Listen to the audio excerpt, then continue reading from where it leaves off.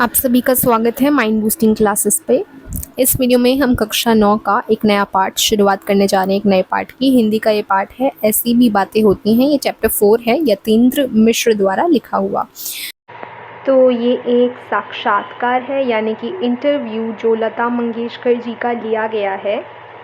तो यतीन्द्र मिश्र जी कहते हैं, सबसे पहले पूछते हैं, दीदी आपके संगीत की अप्रतिम यात्रा पर बातचीत शुरू करते हैं। अब जैसा आपको पता होगा कि लता मंगेशकर जी को दीदी बोला जाता था, तो ये बोलते हैं कि आपकी जो संगीत की अप्रतिम यात्रा रही है, यानी जिसके समान कोई दूसरा ना हो, एकदम जिसकी तुलना ना की जाए, ऐसी जो आपकी यात्रा रही है संगीत को लेके, उस पे हम बातचीत शुरू करते हैं। आपको पता ही होगा लता मंगेशकर जी एक बहुत ही महान गायिका रही थी।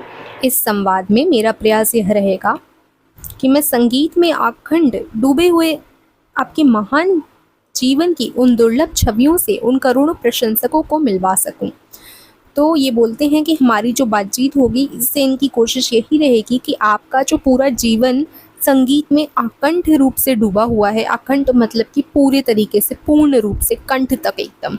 तो आपका जो जीवन पूरी तरीके से संगीत में डूबा हुआ रहा है और आपके जो जीवन की बहुत सारी दुर्लभ छवियां हैं और जो भी चीज़ें हैं, उनसे मैं रूबरू करवा सकूं, मतलब मिलवा सकूं प्रशंसकों को, कि जो भी आपके गाने सुनते हैं, जो भी आपकी प्रशंसा करते हैं, उन्हें आपके बारे में और पता चल सके, जो आपको हर दिन सुनते हुए कहीं अपने जीवन को सार्थक ढंग से शुरू करने की प्रेरणा पाते हैं। तो अगर तैयार हो तो मैं ऐसे असंख्य शुभ चिंतकों, आपके संगीत के प्रति दीवानगी की हद तक समर्पित श्रोताओं और फिल्म संगीत के प्रति आदर का भाव रखने वाले तमाम देशवासियों की ओर से प्रणाम करते हुए आपसे प्रश्न पूछना चाहूँगा।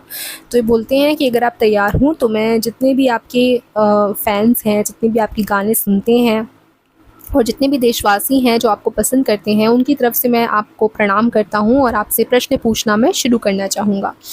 तो अब लता मंगेशकर जी बोलती हैं, जी ज़रूर, आपका बेहद शुक्रिया कि आपका ऐसा कुछ करने का मन है। आप पूछिए, मैं आपके प्रश्नों का जवाब देने के लिए तैयार हूँ। मैं कोशिश करूँगी कि जो कुछ भी मैंने संगीत में रहते हुए जाना है उसे मैं आपको बता सकूँ। आपके माध्यम से ही मैं अपने करोड़ों प्रशंसकों का आभार व्यक्त करती हूँ, जो उन्होंने मुझे इतना प्रेम और सम्मान दे रखा है। मुझे तो यह भी लगता है कि जितना प्रेम मुझे मिला है, शायद गाकर उतना आभार मैं अपने प्रशंसकों के प्रति जता नहीं पाई हूँ। तो ये कहती हैं कि मुझे जितना भी प्यार मिला है, मैं सबका आभार व्यक्त करती हूँ, और शायद मेरे को जितना भी प्रेम मिला है, मैं गाकर भी आपको उसकी भरपाई नहीं कर पाई हूँ, उसका आभार मैं चुका नहीं पाई हूँ। यतीन्द्र मिश्र जी कहते हैं कि आपके जो पिताजी हैं, दीनानाथ मंगेशकर जी, वे उनकी कौन सी स्मृतियां हैं, यानी कौन सी यादें हैं जो आज भी आपके स्मरण में जीवित हैं, जो आज भी आपको याद हैं, जिनको याद करना आपको सुख से भरता है। तो ये उनके पिताजी के बारे में पूछते हैं। तो फिर वो बोलते हैं, कई बातें हैं, जैसे हम लोग बचपन में जब बहुत शरारत करते थे, तब पिताजी सबको बुलाकर अपने सामने खड़ा करते थे।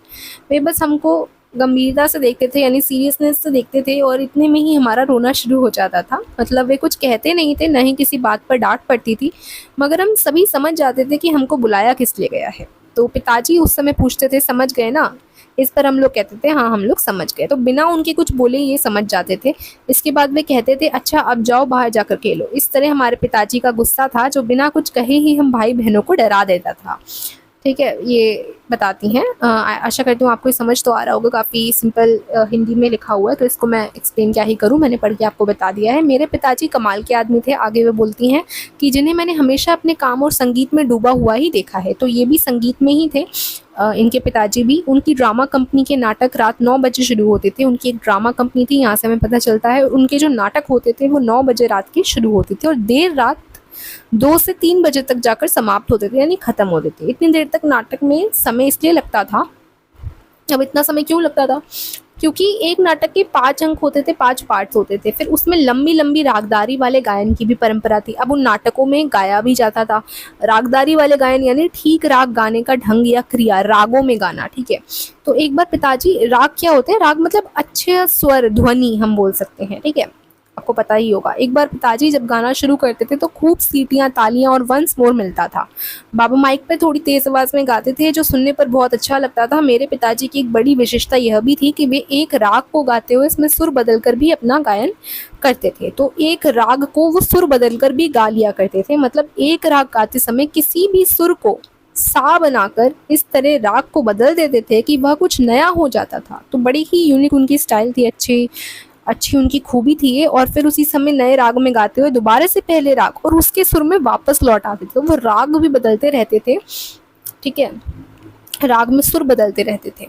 उस समय म्यूजिकल ड्रामा का बहुत चलन था। म्यूजिकल ड्रामा क्या होते हैं? ऐसे नाटक जिनमें म्यूजिक ही हो, मतलब म्यूजिक ही मोस्टली हो, गाने हो, गाने के थ्रू स्टोरी बताई जाए, तो वो सभी म्यूजिकल ड्रामा होते हैं। हमारे यहाँ कभी भी बिना म्यूजिक के कोई ड्रामा हुआ ही नहीं, तो इनके घर संगीत बहुत चलता था। एक नई बात मेरे पिताजी के नाटकों में ये भी थी कि वे पहली बार मराठी रंगमंच में कर्नाटक और पंजाब का संगीत लेकर आए। तो मराठी रंगमंच यानी मराठी स्टेज पे वो कर्नाटक और पंजाब का संगीत वही लेके आए थे पहली बार। मतलब उन्होंने बकायदा कर्नाटक जाकर वहाँ का कुछ गीत संगीत सीखा था, जिसे अपने नाटकों में डाला था। तो मुझे यह भी याद है कि जिस दिन कोई ड्रामा नहीं होता था उस दिन घर में संगीत की सभा होती थी और बहुत सारे लोग हमारे घर आते थे। फिर वे उनमें नाटक का कोई गीत नहीं गाते थे, बल्कि उस दिन सिर्फ शास्त्रीय संगीत होता था। मेरे पिताजी के गाए हुए शास्त्रीय संगीत के कई रिकॉर्ड एचएमवी एक कंपनी है उसने रिलीज़ भी किए हैं। और जहाँ तक मुझे याद पड़ता है कि एक रिकॉर्ड उन्होंने राग जय जयवंती का भी बनाया था, जिसे मेगाफोन कंपनी के ने बाज़ार में उतारा। तो वो शास्त्रीय संगीत भी गाते थे, यहाँ से हमें ये भी पता चल गया, और उसकी काफ़ी सारे रिकॉर्ड्स रिलीज़ भी किए गए हैं। यतीन्द्र मिश्र बोलते हैं, पिताजी से संगीत के अलावा आपने और क्या क्या सीखा है? तो फिर लता मंगेशकर जी जवाब देती हैं, सबसे ज़्यादा तो स्वाभिमान से जीने की प्रेरणा। स्वाभिमान मतलब अपने ऊपर कॉन्फिडेंस रखना, जो सेल्फ कॉन्फिडेंस होता है। उन्होंने जो संस्कार दिए उससे ज़िंदगी में सही बातों पर खड़े रहने की हिम्मत मिली। आज मुझे इस बात की खुशी है कि मैंने किसी से यह नहीं कहा कि आप मुझे 500 रुपये दीजिए, फ़लाँ चीज़ ला दीजिए, मुझे उसकी ज़रूरत है। इस तरह जो चीज़ मैं कर पाई उससे मैं अपने पापा का संस्कार मानती हूँ। मैंने पिताजी में यह भी बात देखी है कि हर हालत में कैसे रहना चाहिए, या मेरे पिताजी ने ही मुझे सिखाया था कि अगर कोई बात तुम्हें सही लगती है तो उसे करो, और किसी के आगे झुकने की ज़रूरत नहीं है। तो वही चीज़ें स्वाभिमान से जीना उन्होंने सीखा। इस तरह जब मैं याद करती हूँ तो लगता है कि बाबा ऐसा कहते थे, बाबा ने ये कहा था, बाबा ने उस समय में इस तरह कोई निर्णय लिया था। तो अभी जब वो कुछ भी करती हैं तो उन्हें याद आ जाता है कि उनके जो बाबा मतलब पापा, ठीक है, मराठी में बोलते हैं, तो उनके जो पापा हैं वो किस तरीके से निर्णय लिया करते थे, उन्हें उनकी सारी बातें याद आ जाती हैं। यह सब मेरे बड़े काम आया है, जो भी उनके पिताजी से उन्हें सीखने को मिला। हमने हर तरह के दिन देखे थे। पिताजी की कंपनी जब अच्छी चलती थी तो हम सब लोग बड़े शान से रहते थे। फिर पिताजी के निधन के बाद, यानी जब वो नहीं रहे, उनकी डेथ हो गई, तो हमें ये भी देखना पड़ा कि बुरे हालत में कैसे जीना है। मेरी माँ का भी वही संस्कार था कि कैसे भी स्वाभिमान के साथ जीने ना है, मगर किसी के आगे जाकर हाथ नहीं पसारना है। और देखिए ये सब बातें मेरे कितने काम आई हैं। आज मेरे पास पैसे हैं और नाम है। आज हम जहाँ रहते हैं वो भले ही इतना छोटा सा घर है और उसमें हम लोग बहुत खुश हैं। इस बात के लिए भी ईश्वर को धन्यवाद करते हैं कि बाबा ने जैसा सिखाया उस पर हम सभी भाई बहनों ने चलने का प्रयास किया। फिर यतीन्द्र मिश्र जी कहते हैं, बचपन में आप सभी भाई बहन फिल्में देखकर उसकी नकल उतारते थे। किसी खास फिल्म को देखकर उसकी नकल का स्मरण करेंगी? तो वो हंसते हुए कहती हैं, अरे यह तो हम सब भाई बहन बहुत करते थे। तो फिल्में ही थी जो मनोरंजन का ऐसा माध्यम थी जिनको देखकर बच्चे अपने ढंग से कुछ कुछ करते रहते थे। मुझे याद है कि प्रभात फिल्म कंपनी की एक पिक्चर थी संत तुकाराम। तो यहाँ एक मूवी का नाम लिया गया है संत तुकाराम, ठीक है। फिल्म में दिखाया गया है कि तुकाराम सदैव बैकुंठ जाते हैं, मतलब कि स्वर्ग जाते हैं, और उन्हें लेने ईश्वर का विमान आता है।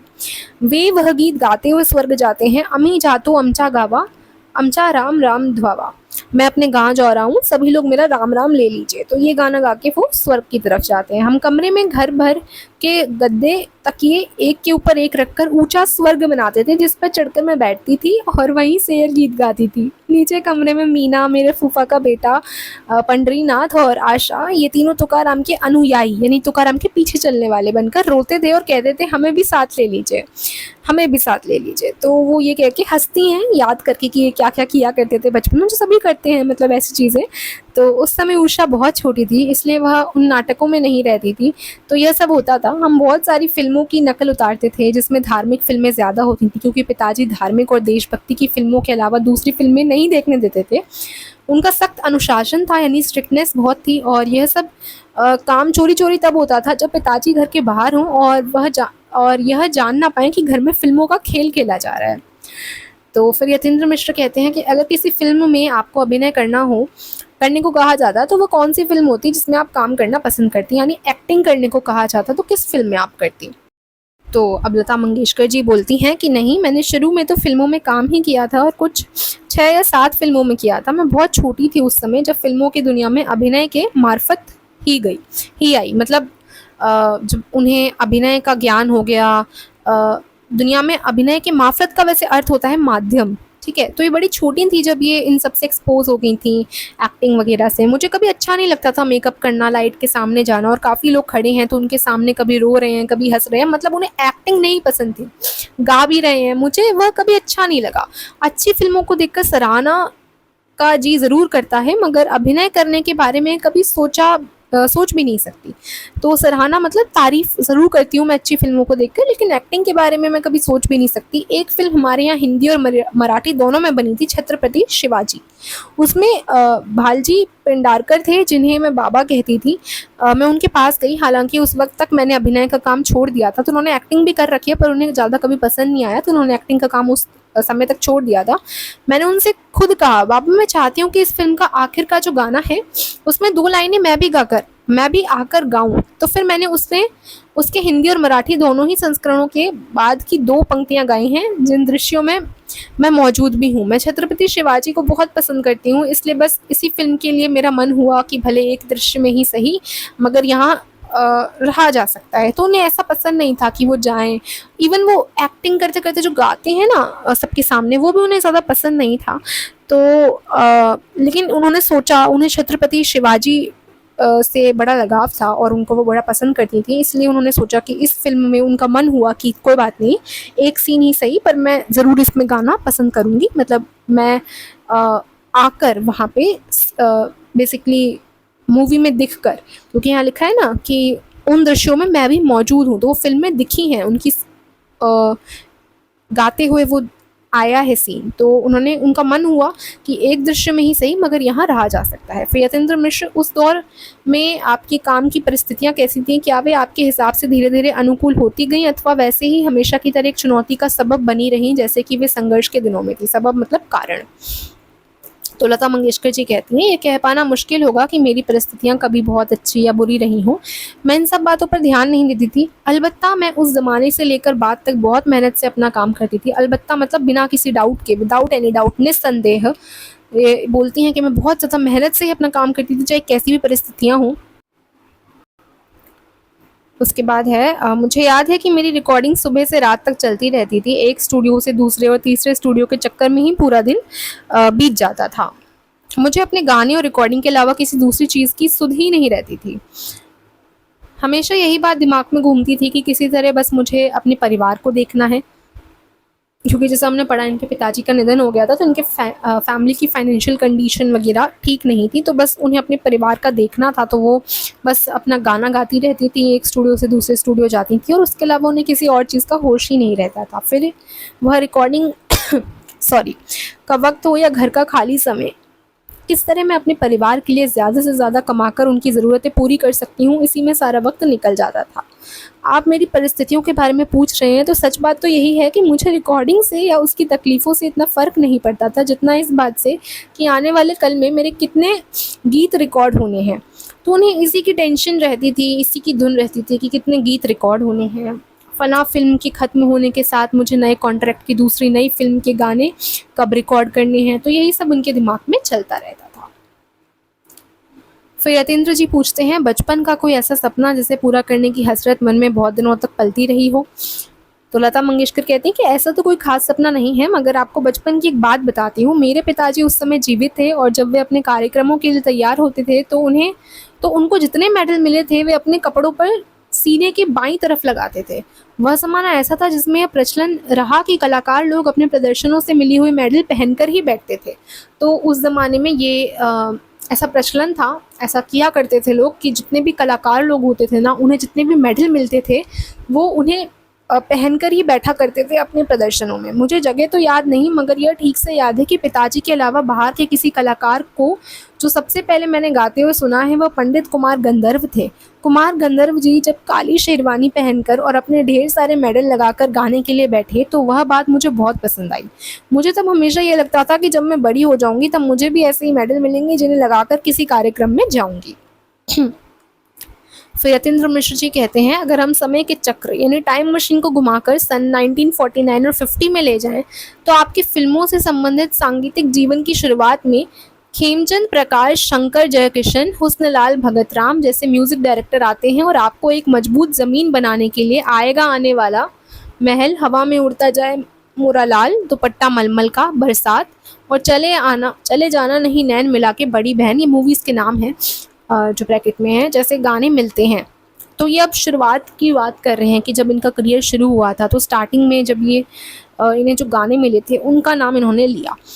इससे एक नए युग का सूत्रपात होता है, यानी कार्य का आरंभ। इससे ही इनको रिकॉग्निशन मिलना शुरू होता है और इससे ही आगे बढ़ती हैं, जो कहीं आपके कद को बड़ा बनाने में मददगार रहता है। मैं यह जानना चाहता हूँ कि यदि उस ज़माने में ए.आर. रहमान आए होते, जतिन ललित आए होते, शंकर एहसान लोहे होते, तो ये सारे गाने कैसे बनते? उस समय आएगा आने वाला की आमद कैसे होती?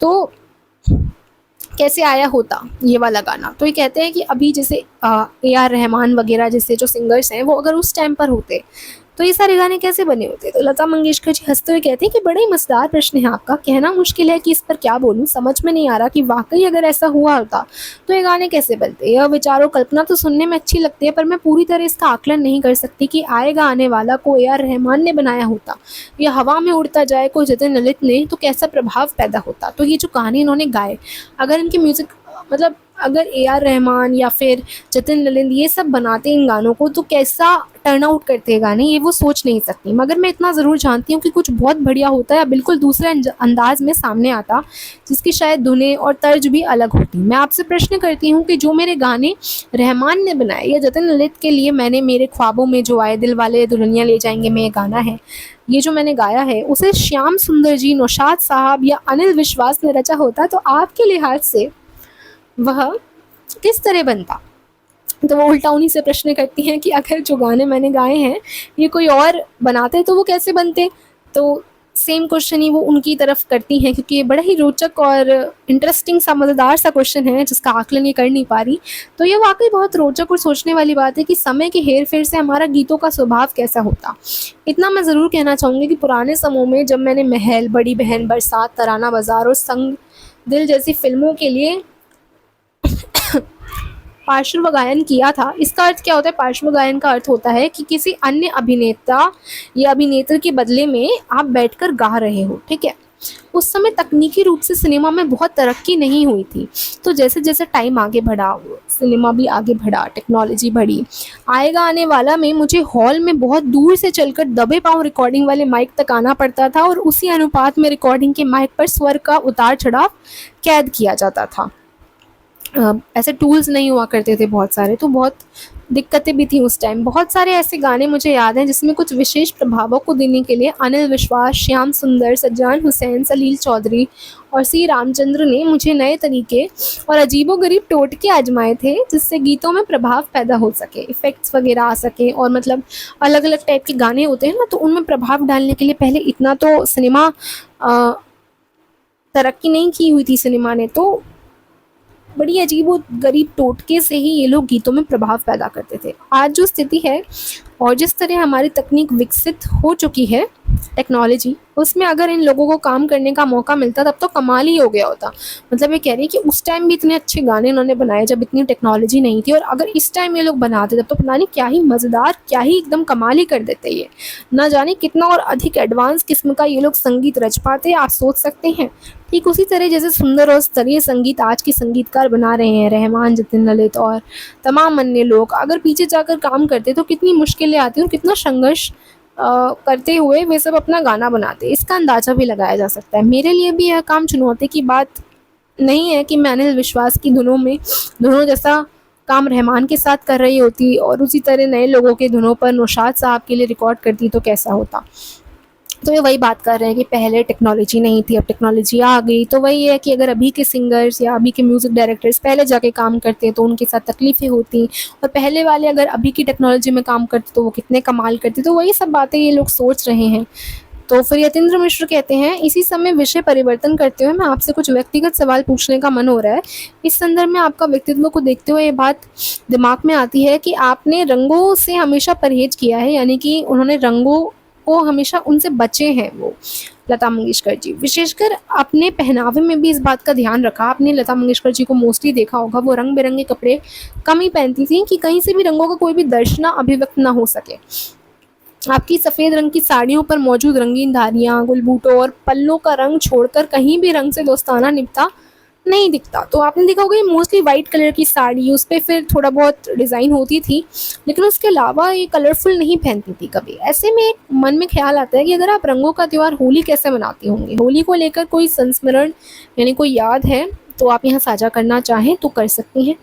तो लता मंगेशकर जी कहती हैं, हम होली खेलते थे, या बहुत पहले की बात है जब मेरे पिताजी जीवित थे। आजकल तो मैंने होली खेलना ही बंद कर दिया है। पहले सारा दिन रंग खेलना और भीगना और बाद में जाकर देर शाम तक नहाना, अब यह सब सालों से अच्छा नहीं लगता है। यह जो होली पूरे देश में प्रचलित है, हम उसे होली की तरह नहीं मनाते थे। मेरा मतलब यह है कि होली के एक दिन पहले जब होली जलाते हैं और उस समय होलिका की पूजा होती है, उसमें जो प्रसाद चढ़ाया जाता है, उन तमाम तरह की मिठाइयों को होलिका में डालते हैं। नारियल भी होलिका में आखिरी में जलाया जाता है, जिसे जल जाने के बाद आग से निकाल कर उसे तोड़कर प्रसाद लेते हैं। फिर वह जो राख बनती है उसे उठाकर दूसरे दिन एक दूसरे पर डालते हैं। तो इस चीज़ को हम लोग क्या कहते हैं? गुड़वड़ कहते हैं। तो होली के बाद 5वें दिन रंग पंचमी आती है, और उस दिन मेरी माँ और पिताजी हम सब भाई बहनों पर केसर घोलकर थोड़ा थोड़ा छिड़कते थे। तो देखो कितने अलग तरीके से होली मनाते हैं। माँ घर में कुछ मीठा बनाती थी जो भगवान को चढ़ाकर हमें प्रसाद में खाने को मिलता था। हम सभी की अलग अलग आरतियाँ भी माँ उतारती थी, और इस तरह हमारे घर में बचपन में होली का त्यौहार मनता था। यह होली जो आजकल प्रचलित है, इसका कोई प्रभाव हमारे घर में नहीं था, और हमारे यहाँ दशहरा और दिवाली का ज़्यादा महत्व था। नवरात्रि में बहुत धूमधाम के साथ हम लोग नवरात्रि भी धूमधाम के साथ ये लोग मनाते थे। नवरात्रि के पहले दिन हम गुड़ी पड़वा मनाते हैं। तो महाराष्ट्र में गुड़ी पड़वा मोस्टली लोग मनाते हैं, आपने सुना होगा मराठियों में, मराठी लोग मनाते हैं इसको। अब इसमें क्या होता है ना, नवरात्र चलो मैं पढ़ती हूँ, उसमें आपको अच्छे से समझ आ ही जाएगा जिसका विशेष महत्व है। इसमें हम घर के बाहर गुड़ी बांधते हैं और कलश स्थापना करते हैं। सूर्योदय यानी जब सनराइज होता है उसी समय गुड़ी पर बताशों की माला या हार बनाकर चढ़ाई जाती है, जिसे सूर्यास्त होने तक उतार लिया जाता है। यानी जब सनसेट होता है, शाम हो जाती है, तो उसे उतार लेते हैं, और फिर वो जो बताशे की माला चढ़ाई थी उसे प्रसाद के रूप में घर के सभी सदस्य ले लेते हैं। यह एक बहुत महत्वपूर्ण आयोजन है, और हमारी तरफ और ऐसी मान्यता है कि भगवान राम 14 वर्ष बाद जब अयोध्या लौटे थे, तो हर घर में ऐसी ही बताशों की लड़ी सजाकर गुड़ी बांधी गई थी। महाराष्ट्र में ऐसा ही कहा जाता है। पहले दिन गुड़ी बांधने के बाद 9 दिन तक उसका उत्सव मनाया जाता है, जिसके अंत में नवमी पर राम जी के जन्म की तिथि राम नवमी आती है। तो जैसे मोस्टली जैसे दुर्गा माता और मैया के लिए हम लोग सब नवरात्रे मनाते हैं, लेकिन इनके यहाँ ये बोल रही हैं कि राम आगमन का उसको मान के, राम आगमन का त्यौहार मान के मनाते हैं। तो यह त्यौहार हम राम आगमन मानकर मनाते हैं, जबकि बाकी जगहों पर दुर्गा की आराधना में नवरात्र होते हैं। महाराष्ट्र में उस तरह नवरात्र नहीं बनता जिस तरह गुजरात, उत्तर प्रदेश और राजस्थान में दुर्गा की आराधना में त्यौहार मनाया जाता है। त्योहारों की ऐसी कोई खास बात जो आपके शुरुआती जीवन में परंपरा की तरह आप निभाती रही हों, और जिससे आपने बाद में भी पूरी आत्मीयता के साथ निभाना जारी रखा? तो ऐसी कोई खास बात तो मुझे याद नहीं आती, लता मंगेशकर जी कहती हैं। अलबत्ता या इनकी निस्संदेह इतना ज़रूर कहूँगी कि 50 का दशक रहा होगा जब मैं फ़िल्म इंडस्ट्री में नई नई आई थी और मेरा काम कुछ चल निकलना शुरू हुआ था। उस दौरान मैंने कुछ सालों तक दिवाली के दिन अपने सीनियर म्यूज़िक डायरेक्टर्स के यहाँ मिठाई लेकर जाने का चलन शुरू किया था। आप सुनकर हैरान होंगे कि मैंने दिवाली के दिन तड़के 5 बजे ही नहा धोकर बहुत सारे संगीतकारों के घर मिठाई लेकर पहुँच जाती थी। एक बार बड़ा मज़ेदार वाक़या हुआ, यानी घटना हुई कि मैं नौशाद साहब के घर सुबह करीब 5:30 बजे पहुँच गई, और जब कॉल बेल बजाया तो नींदे से नौशाद साहब मुझे गेट पर खड़ा देखकर डर गए। वो डरकर पूछने लगे, लता बाई सब खैरियत तो है, इतने सवेरे क्या मुसीबत आन पड़ी? मैंने उन्हें हंसकर कहा, कुछ नहीं नौशाद साहब, आज दिवाली है तो आपको बधाई देने और मिठाई पहुंचाने चली आई। इस पर वे बोले, अरे इतनी सुबह क्यों परेशान हुई? तब मैंने उनको हंसते हुए जवाब दिया कि नौशाद साहब, आपके अलावा मुझे अभी 2-3 जगह अनिल विश्वास जी, रोशन लाल, मदन भैया और बर्मन दादा के यहाँ भी जाना है। इस पर वे लाड़ से भरकर बोले, हाँ मैं बिल्कुल भूल गया, लेकिन पहले बैठो, चाय पियो और मुंह मीठा करो, फिर जाने देंगे। फिर बोले, लता तुम सबको मिठाई बांट रही हो, लेकिन हम सारे संगीतकारों को मिलकर तो तुम्हें मिठाई खिलानी चाहिए, जो तुमने हमारी धुनों में इतनी मिठास घोली है। नौशाद साहब से मैंने यही इतना भर कहा कि आप आशीर्वाद दीजिए कि आगे भी जीवन में हर दिवाली के साथ मैं और मधुर से मधुर गीत गा सकूं।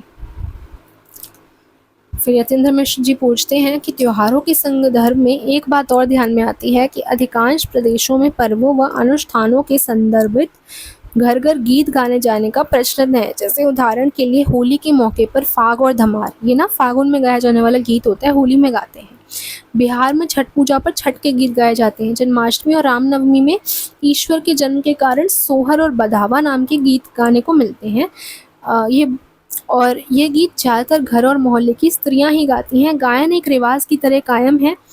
ऐसे में महाराष्ट्र के संदर्भ में आपकी देखे ऐसे कौन से अवसर आए हैं?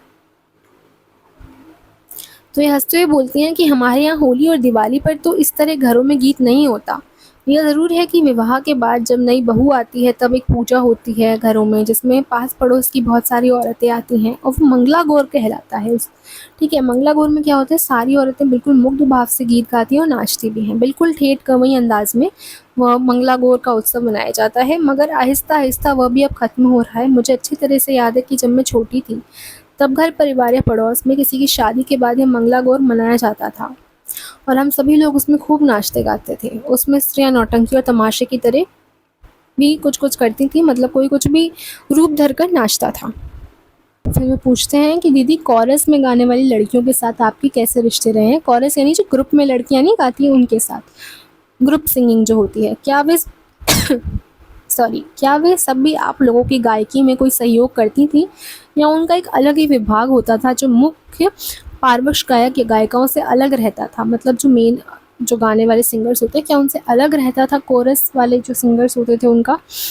तो उस वक्त एक ऐसा ग्रुप था जो सब जगह जाता था। नौशाद साहब के यहाँ, मदन मोहन जी के यहाँ, शंकर जयकिशन, एस.डी. बर्मन, आर.डी. बर्मन, लक्ष्मीकांत प्यारेलाल, जितने भी लोग थे सभी के यहाँ एक ही ग्रुप की लड़कियाँ थीं जो कोरस में गाने गाती थीं। इसलिए सबसे मेल मुलाकात भी गहरी पहचान में बदल गई थी। मेरा कोरस की लड़कियों के साथ बहुत अच्छा संबंध था। जितनी भी लड़कियां थीं वो बिल्कुल मेरे घर जैसी थी। सबका ही घर में आना जाना होता था। मीना की शादी अब कोल्हापुर में हुई तो कोरस की सारी लड़कियां और लड़के वहाँ आए थे और उन लोगों ने वहाँ खूब गाने गाए और डांस किया था। जहाँ तक मुझे याद पड़ता है, सन 1960 में जो ग्रुप कोरस गाने वालों का हमें मिला था वह लगभग 80 तक वैसे ही चलता रहा, यानी पूरे 20 साल।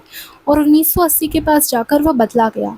फिर उसमें कुछ लड़कियों ने गाना बंद कर दिया था और कुछ लोगों ने छोड़ दिया था। फिर 80 के बाद तो यह सब भी हो गया कि कोरस वालों का म्यूज़िक पहले रिकॉर्ड हो जाता था, बाद में हम लोग जाकर अपना गाना गा लेते थे। उससे पहले के दौर में पुरुष और स्त्री आवाज़ों के कोरस हम लोगों के गीतों के साथ ही रिकॉर्ड होते थे। तो जो कोरस वाले सॉन्ग होते थे वो इनके गाने के साथ ही रिकॉर्ड किए जाते थे पहले के टाइम पे। लेकिन 1980 के बाद कुछ सालों बाद तो ऐसा होने लगा कि कोरस वाले लोग अलग गा लेते थे, फिर ये जो सिंगर्स होते थे अलग जाके गाते थे, भले ही वह गाना ड्यूट हो या फिर कोई सोलो सॉन्ग। अक्सर मुकेश भैया और मेरे गाने या किशोर कुमार और मेरे गानों में कोरस की लड़कियां साथ ही गाती थीं। उनमें से कुछ के नाम तो मुझे अभी भी याद हैं। कुछ लड़कियां बहुत सुरीला गाती थीं, जिसमें कविता, गांधारी, कल्याणी, सुमन और रेखा थी। यह सब मुझे बड़ी भली और अच्छी लगती थी। कविता और गांधारी बहनें थीं और दोनों साथ में कोरस में गाती थी। रेखा शादीशुदा बाल बच्चों वाली औरत थी जो अच्छी तरीके से कोरस में साथ देती थी। कल्याणी की भी आवाज़ सुंदर थी। यह सब इतनी भली थी कि जब रिकॉर्डिंग के लिए आती थी तो अक्सर वहाँ स्टूडियो में ज़्यादा कुर्सियाँ नहीं होती थी। वे सब बड़े मेज़ से ज़मीन पर बैठती थी और अक्सर मैं भी रिकॉर्डिंग में आकर वहीं ज़मीन पर बैठकर उन सभी के साथ बातें करती थी। यह मैं उन कोरस गाने वाली लड़कियों की बात कर रही हूँ जो बहुत शुरुआती दौर में लगभग 50 और 60 के दशक में संगीतकारों के यहाँ कोरस गाने के लिए जाती रही हैं।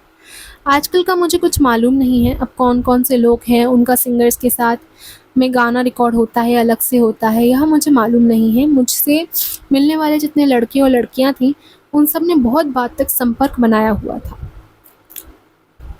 फिर ये पूछते हैं कि संगीत की प्राचीन परंपरा में बहुत सारी जनश्रुतियाँ और कहानियाँ संगीत को गरिमा और शिखर देने के संदर्भ में कही जाती रही हैं, या हम इस तरह कह सकते हैं कि परंपरा में व्याप्त रही हैं। मसलन यानी उदाहरण के रूप में स्वामी हरिदास और तानसेन के युग की बहुत सारी कथाओं में यह मान्यता भी प्रचलित रही है कि तानसेन के दीपक राग गाने से दिए जल उठे, या कि उनकी पुत्रियां ताना रीरी के मेघ राग गाने से वर्षा होने लगी। तो ऐसी बहुत सारी बातें हमें सुनने को मिलती हैं। इस तरह की अवधारणाओं पर आप किस तरह सोचती हैं? तो यहाँ पे लता मंगेशकर जी कहती हैं कि यह जिस ज़माने की कथाएं हैं हरिदास बाबा और तानसेन जैसे महान संगीतकारों के लिए ऐसा कहा गया, तो हो सकता है कि उनकी कला में कोई सच्चा सुर या आत्मा की आवाज़ लगी हो। तो ऐसा कुछ घट गया होगा, ऐसा हम आदर में मान लेते हैं, परंतु यह निश्चित ही हुआ होगा यह कम से कम मैं नहीं कह सकती, क्योंकि ऐसा मेरा कोई अनुभव नहीं है। हालांकि मैं मानती हूँ कि संगीत में वह असीम शक्ति है कि कुछ अप्रत्याशित वह ज़रूर रच देता है, यानी जो हम आशा ना करते हो ऐसा कुछ चमत्कार कर देता है। तो संगीत में ऐसी असीम शक्ति है, ये मानती हैं, जिनका अनुभव भी कई बार हमें हुआ है। कई बार अपने बाबा पंडित दीननाथ मंगेशकर को सुनते हुए भी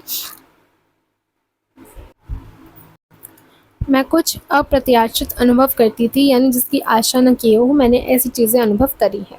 तो फिर एक घटना बताती हैं। मैं मुंबई में उस्ताद अली अकबर खां और पंडित रविशंकर का एक कॉन्सर्ट सुन रही थी। मैं श्रोताओं की पंक्ति में बिल्कुल आगे बैठी अली अकबर भाई का वादन सुन रही थी, और वे अत्यंत मंत्रमुग्ध किस्म का वादन कर रहे थे। तभी कुछ समय बीता होगा, मसलन 50-60 मिनट की ठंड से उनके सरोद का एक तार टूटा और उन्हें बजाना बंद करना पड़ा। यानी वो इतना अच्छा गा रहे थे, लेकिन फिर क्या हुआ, उनका तार टूट गया सरोद का, और फिर उन्हें बजाना बंद करना पड़ा। जब वे उठकर पीछे ग्रीन रूम में गए तो उनसे मिलने मैं भी वहाँ गई। मैंने बोला, आप बहुत सुंदर बजा रहे थे, काश कि यह तार ना टूटता और हम पूरी तरह राग के अंत तक सुन पाते। इस पर अली अकबर भाई ने एक बड़ी मार्मिक बात कही जो आज तक मुझे भूलती नहीं। वे बोले, बहन, जब बहुत सुर में तार लगता है तो टूट जाता है। उन्होंने अपने सुर को इतने पवित्र भाव से इतना डूब कर लगाया कि सरोद का तार टूट गया। इस प्रसंग से मुझे ये लगता है कि संगीत की सीमा इतनी अनंत है कि तार भी शुद्ध स्वर के आघात को सह नहीं पाता, टूटकर अलग हो जाता है। आज तक उस्ताद अली अकबर खां या पंडित रविशंकर के संदर्भ में इन बातों को सोचती हूँ तो इस बात पर विश्वास करने का मन होता है कि हो सकता है कि मियाँ तानसेन से कोई ऐसा सच्चा सुर ज़रूर लगा हो कि बारिश हो गई हो या दीपक जल उठे हों। तो ये बताती हैं कि म्यूज़िक में कितनी पावर होती है, असीम शक्ति होती है। फिर यतीन्द्र मिश्री कहते हैं, दीदी आप तो घर घर में व्याप्त हैं, आपकी आवाज़ से लोगों की सुबह होती है। अगर मैं अतिरेक नहीं कर रहा, मतलब कि आवश्यकता से ज़्यादा तारीफ़ नहीं कर रहा, तो यह कहना वाजिब है, सही है कि आप अमर हैं और दूसरी लता मंगेशकर होना इस दुनिया में संभव नहीं है, जो कि बिल्कुल सही बात है। लता मंगेशकर जी कहती हैं, मुझे भगवान ने बहुत कुछ दिया है, मुझे किसी बात की शिकायत नहीं है, मैं बहुत खुश हूँ। आप जैसे लोग अमर यह मानते हैं कि मैं अमर हूँ, अगर ये मानते हैं कि मैं अमर हूँ, तो यह मुझे मिलने वाले उस प्यार जैसा ही है जो दुनिया ने मुझे दिया। मेरा गाना अमर है पर शरीर तो अमर नहीं, उसे तो जाना ही है, आज नहीं तो कल, कल नहीं तो परसों, या किसी न किसी दिन। आज हमारे साथ लता मंगेशकर जी नहीं है, ये बात आप सभी जानते होंगे, तो इस बात पर मुझे कोई अफसोस नहीं होता, वह तो होकर रहेगा। हमारे यहाँ यही कहा जाता है कि गाँव गेला वाहुन नाव गेला राहुन, मतलब गाँव तो बह जाता है लेकिन जो नाम है वह रह जाता है। मैं इसको हमेशा से मानती रही हूँ। एक बात की मुझे बहुत ज़्यादा खुशी है कि मैंने अपने पिताजी का नाम थोड़ा ही सही मगर आगे बढ़ाया। आज मुझे लगता है कि हे प्रभु, तुमने जो भी दिया बहुत दिया, दूसरों से कहीं ज़्यादा दिया। अपनी कृपा की छाया से मुझे छाह दी है, वैसे ही हर एक कलाकार और नेक इंसान के ऊपर भी रखना, यही प्रार्थना है। तो बड़ी ही सुंदर रूप से यहाँ पे ये साक्षात्कार ख़त्म होता है, इंटरव्यू ख़त्म होता है, बहुत ही प्यारा था। और ये ना लास्ट में जो अभ्यास वाला है, इसकी मैं वीडियो अपलोड कर दूंगी और डिस्क्रिप्शन में आपको लिंक दे दूंगी क्वेश्चन आंसर्स की, मतलब इस वाली वीडियो की अभ्यास कार्य की, आप उसको देख लेना, ठीक है। और चैप्टर आपको समझ आ गया होगा। अगर कोई भी डाउट हो कमेंट कर देना। शब्द संपदा, अब यहाँ पे जितने भी डिफ़िकल्ट वर्ड्स हैं, वैसे तो मैंने चैप्टर के साथ साथ में इन सब का मतलब लिखा हुआ था, तो जिससे आपको ईजी हो जाए, लेकिन फिर भी आप लास्ट में आकर के लास्ट पेज पे आइए, इसको पढ़ सकते हो, ठीक है। तो बस यहाँ हमारा चैप्टर फिनिश होता है। आई होप आपको वीडियो पसंद आई हो। ऐसी और वीडियोज़ के लिए चैनल को सब्सक्राइब करें। Thank you so much for watching.